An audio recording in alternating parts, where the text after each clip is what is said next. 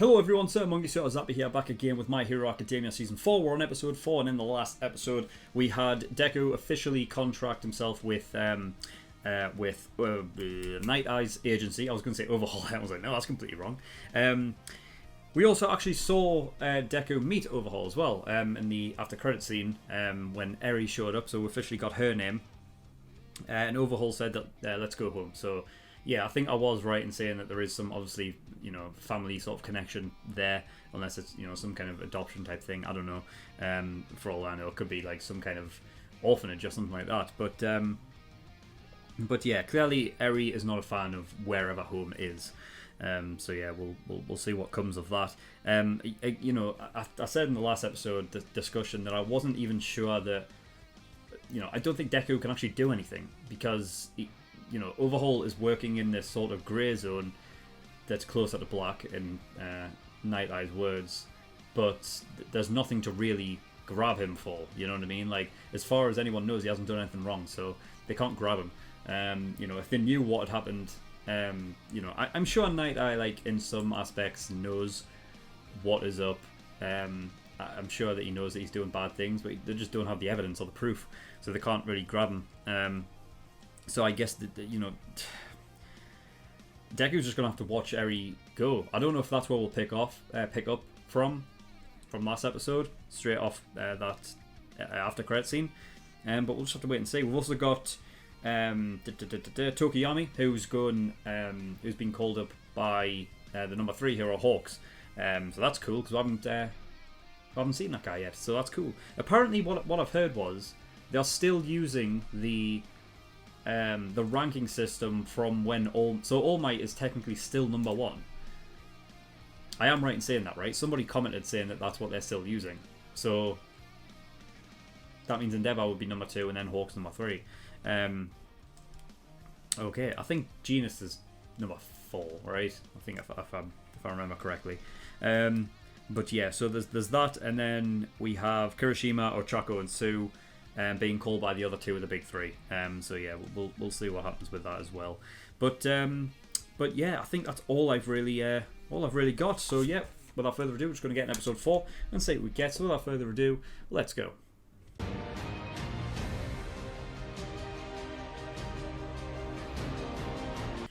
Okay, so episode 4. Wow, that was an emotional one. That was a really good episode. I felt like it was almost. I mean, it was seeded that it was, there was like something coming. I feel like, even though All Might was in that stage where he's supposed to be, like sort of, he's a huge part of Deku as a character. Like he's the most, the closest character that is supposed to be to him story wise, and yet I feel like he's been very distant, with Deku. And a lot of it revolving around this whole Night Eye situation. But yeah, very emotional. Considering those two, not just the talk with Night Eye with All Might and Deku, but also the flashback of when, like, just after All Might's incident, which is something I never thought would like get to see around that time. Which is it's cool, but it's nuts to see like what state he was actually in at that point. And that even like not healed yet, he still just wanted to go out and sort of fight. And it's a tough one. It's a tough one because they are both right. What I found out was that the Foresight itself, future events can be changed by changing the events leading up to it, right? I mean, that must be what can happen, because Night Eye said that, like, Night Eye wanted All Might to retire then because he knew what would happen. Now, I don't think it was just even though it was the most visceral one, I'd imagine, to him, that All Might would die a gruesome death. Of course, he doesn't want that. He was a big fan of him, but I think Night Eye was referencing like what would happen because of All Might's status continuing on, like, the state society is in now. I think Night Eye was referencing that. Whereas, like, had he retired earlier and whatnot, there may not have been this thing of staying and all of that, and then society basically all in like ruin.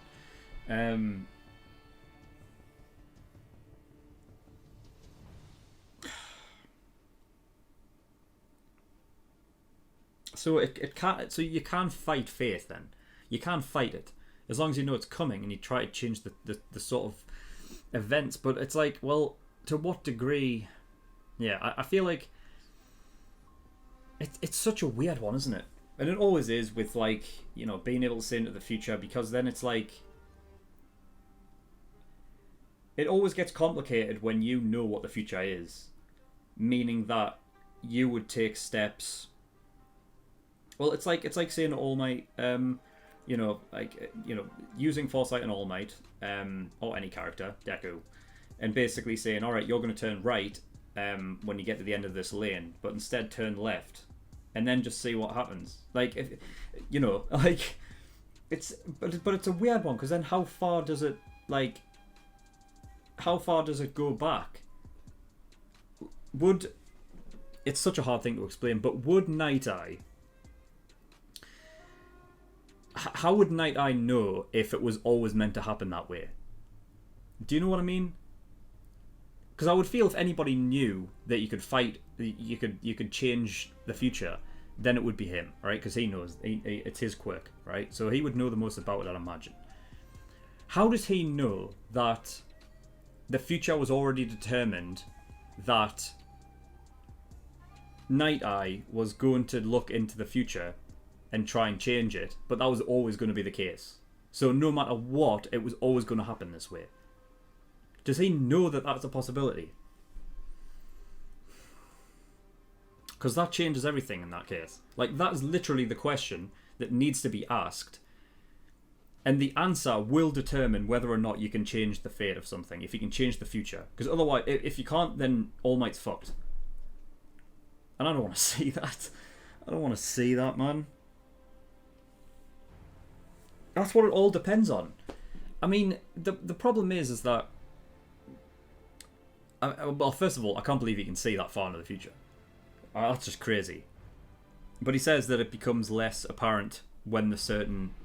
the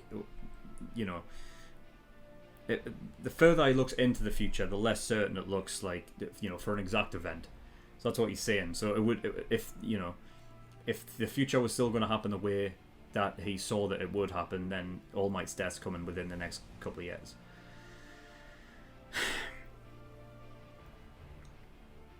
But it's just uncertain. So yeah, the fact of, like, going to have Night Eye use Foresight again on All Might's a good idea. It's like a great idea.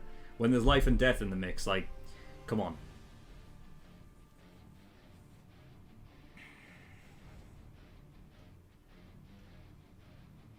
I just feel like it's a weird thing. It's when Miro and Deku met back up with Night Eye and Bubble Girl, Night Eye said something like, "Oh, I'm sorry, I should have used my Foresight on you two anyway."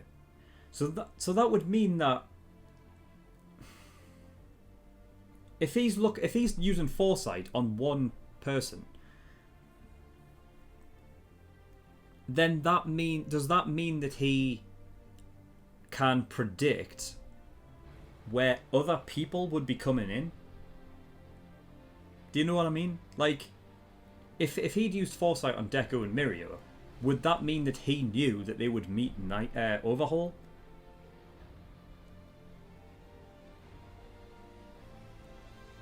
Because by using that, then he can kind of determine, like, where people are, even by not being there. You know what I mean? Like, by not using Foresight on Overhaul, you're able to see where he would be at a certain time if there was to go through with it. It's a weird thing. Because the way that he was talking, it would assume that he would know that Overhaul was there, right? And he would have to, because then how could you tell the future of somebody? Because there are so many different things that I would assume that would have to go right in order for the Foresight to be certain, right? And to happen the way that it would always happen. but I mean, I don't know. I mean, I suppose it's just a case of the future is always going to happen in the way that it is, unless Night Eye tells you what's going to happen, and therefore you change it and do something completely different. But you know, I mean, I don't think there's any point really talking about it anymore, because I'll just end up going around in circles and saying the same stuff, because we just don't know the biggest answer of all, and that is whether or not if it's whether or not like the path only ever goes one way. You can't change it because it was always going to happen that way. It just seemed like Night Eye at that point, he was saying, no, All Might, retire now because I know what's about to happen. You would have to assume that if Night Eye knows what he's talking about, then that means he can actually change the future. But it's very possible that in that moment that he just could have lost himself, because he was such a fan of All Might anyway, and you know, he was erratic and just trying to get him to do, you know, just in case it would have worked. So there's that possibility as well. So either way, we don't know. So, you know, there's no point really talking about it anymore because it'll just be going in circles. Anyway, okay, so we've got Mirio's hero name, which is Lemillion. That's how many people he wants to save, so that's great. I feel like it. What would he used to say power, didn't he? But he used to say power. Like he said power in season 3 when he was fighting, and it's sort of similar to his 1 million thing, because I think it was the letter O in power was drawn out, wasn't it, when he was saying it. So I like how like that sort of intersects, and it's like the same thing. It's cool. Also, why was Mirio's eyes shaded? Do you know when anime does this thing where they purposely don't show a character's eyes and then they shade it? They like put shade over it, like it's, you know, like almost like the character's facing down and the hairline just covering the eyes so you can't see them. Generally it would be because the character is like not fooling around, you know, and for a character like Miro, I don't know, it might have just been, I don't know, I feel like it might have just been that they didn't really need to draw in his eyes. But then if they were going to do that, I feel like they could have just kept him walking, kind of thing. But I don't know. I mean, I just thought it was a weird little thing for that one. But I don't know. I could just be looking into it too much. Eri was confirmed as Overhaul's daughter. I don't know really how true that is. I mean, if you're going by the fact that she has a horn, I suppose we don't know the mother, so I guess we don't know, you know, because she could have got that from her mother, but she doesn't have his eyes either. But again, it just could be all the DNA went one way, you know, and she got all of her mother's features. That's just what could have been the case. But I have a feeling that because later on, when they ended up in the hideout of wherever they are, Overhaul said that Eri is the core to his plan. So I think, that must mean that it must be her quirk then. Her quirk is needed in that regard. And it looked like an operating chair, so I feel like she's getting operated on, and that's why she wears the bandages. That will cover up all that stuff. So before, when it was like, you know, there was like talk between Deku and Overhaul about it possibly being like some kind of abuse because she was getting scolded, and the bandages and all that, and it was like kind of, you know, starting to kind of make sense. But then, yeah, when I saw that, I was thinking, you know, and he has this thing of, you know, being this like filthy thing and having one of those thingy doctor masks things and you know, disease and stuff. So I think he's already sort of related to, like, you know, to hospital kind of stuff. And the fact there's an operating table there makes me think that I don't know. In some way, it could be like the horn is not even, like, she wasn't even born with that horn. It could be like she's an artificial human, maybe. I don't know.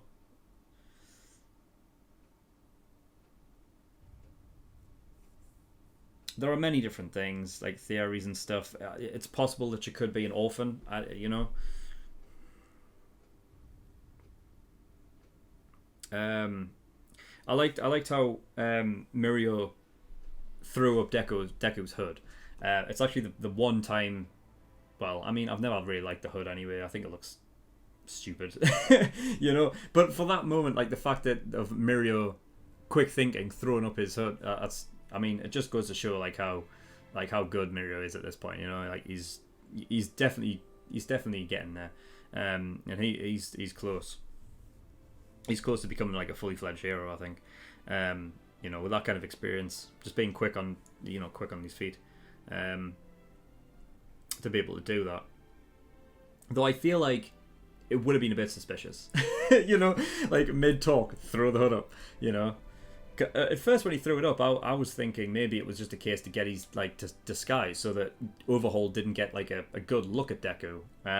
But, you know, because if it, you know, with it being Night Eye's agency that are primarily looking for Overhaul, like, if they were to meet again in, you know, circumstances that was, you know, that they couldn't help, then, you know, they would see him again, and then that would even be more suspicious. So, yeah.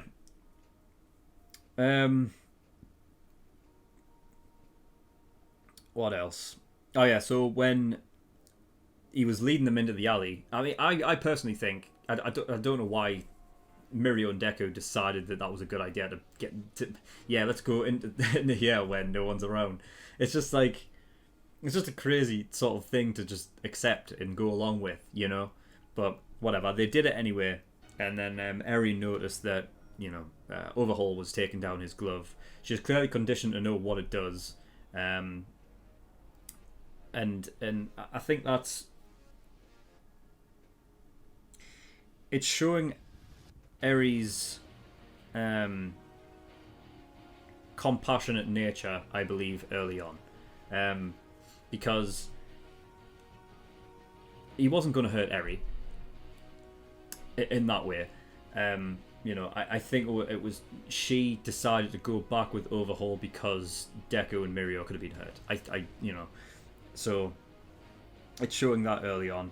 And yeah, so from then on, we met up with Night Eye and stuff again. I talked about that, but they were Bulgur was talking about the first thing that cropped up, which was what happened in season 3 that we saw, like episode. It must have been 24, I think, right? Because 23 was Deku versus Kachan part 2, and 25 was the big 3. Yeah, so it must have been 24. Now I can't. I remember it a little bit. I feel like they got in a car and then they had a crash, and then it was Overhaul like looking over the wreckage with like his group, right? I think that's what it was. But they were saying that they were uninjured, but they went through pain, and you know, things like rheumatism and cavities and stuff were gone, so they were undone. Now, I mean, it's quite that's quite a crazy thing, and I'm not. He said the authorities thought that might be Overhaul's quirk, and I don't know how, unless it's like how much power he puts into it. If he just overloads somebody with that kind of shit, then it could explode them, and that's what happens.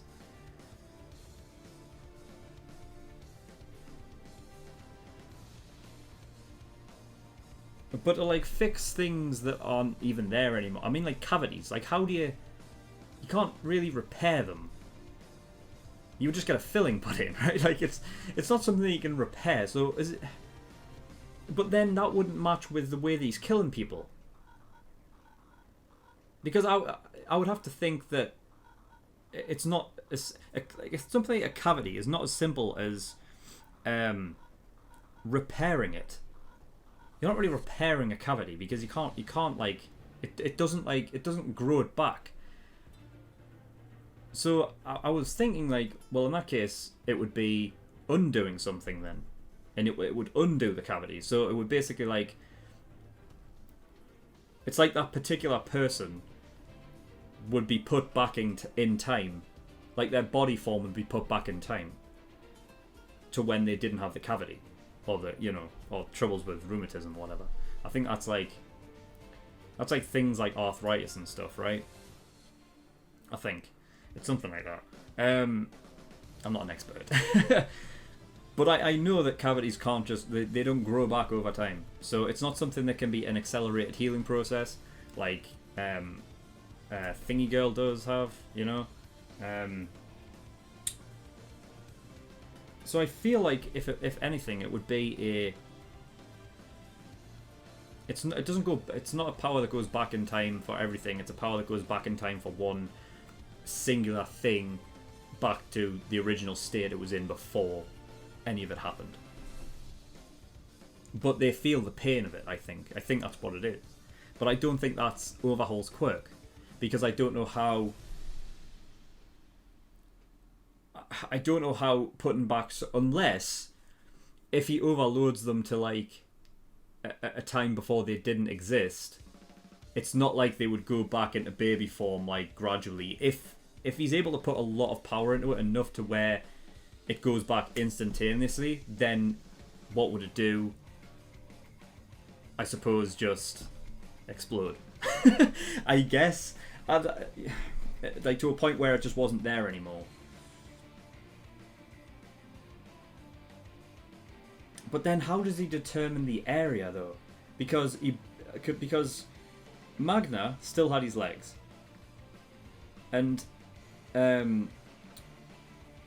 Mr. Compress only lost an arm. So how does he... How does it work?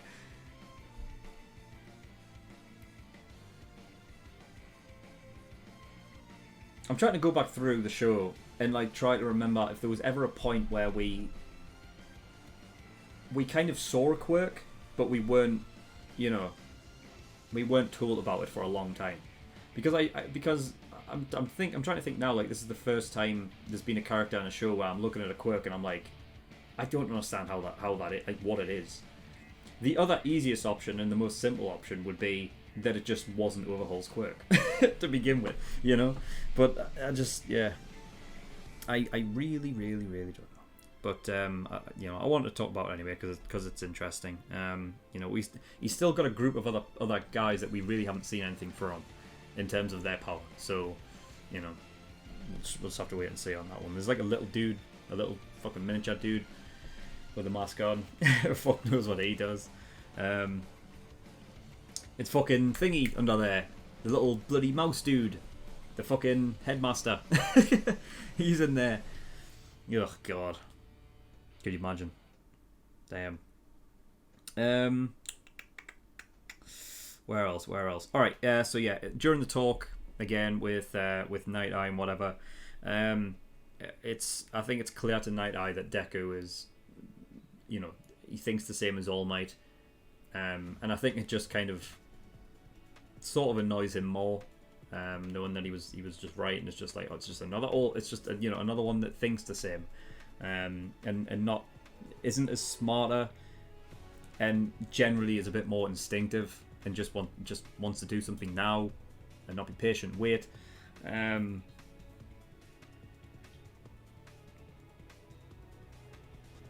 yeah, and then we got Deku who went back to class and whatever. Bit of a time skip. I don't know how long. I don't think it would have been that long, but you saw that over time it got worse. Like thinking about it, I think it was the talk about Eri, right? The fact that he couldn't do anything, and while time's going on, like God knows what she has to suffer and stuff. But then also like things just being bottled up, and then wanting to see All Might, and then he came out and he's like Deku being stern with All Might. It's a nice thing to see, because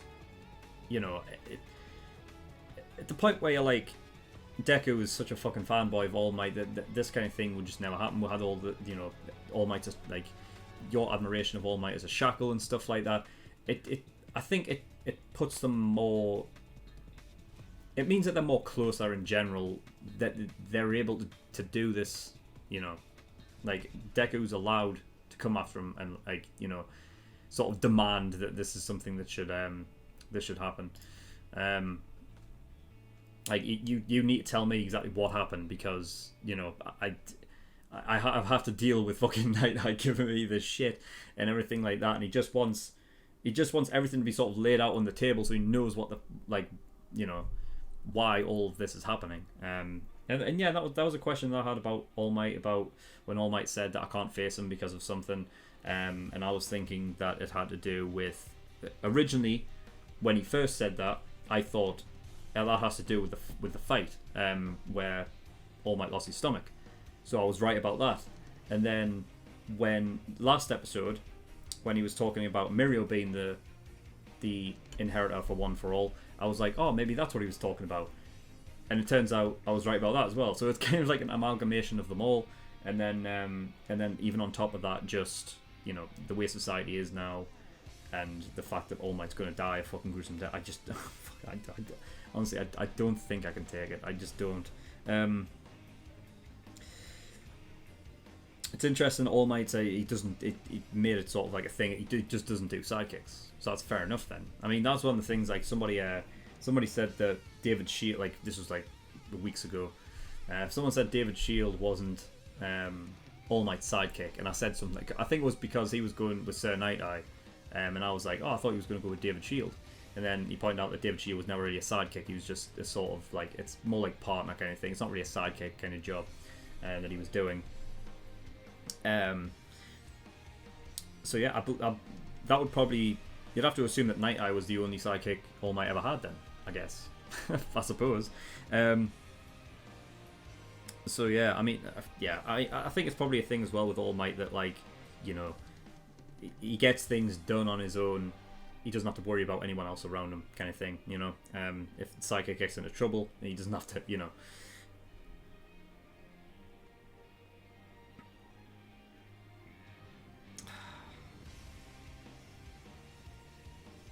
Yeah, I don't. I fucking hell. I really want to know the answer to how the quirk works. I want to know if there is one linear path that you can't deviate from, or you can change the fate. You know, I need to learn the ins and outs. But yeah, I mean, that's all I've got. That's literally all I've got. I don't think I'm missing anything. Nah, I don't think so. I think I've gotten everything.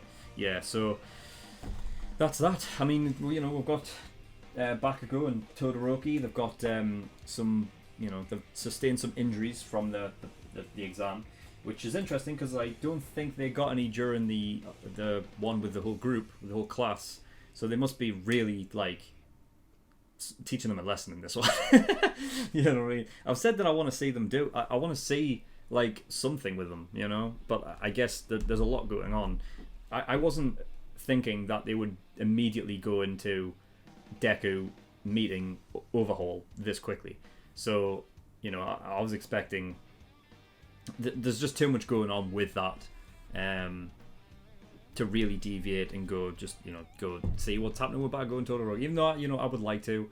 You know, but even just like a 3-minute segment with them, I don't know, something like that, you know, it's alright. I'm fine with it, you know what I mean. This was an incredible episode anyway, you know, to lay things sort of out on the table, you know, because you've got to think as well, like, it's not just, you've got to think that All Might is struggling in this period as well.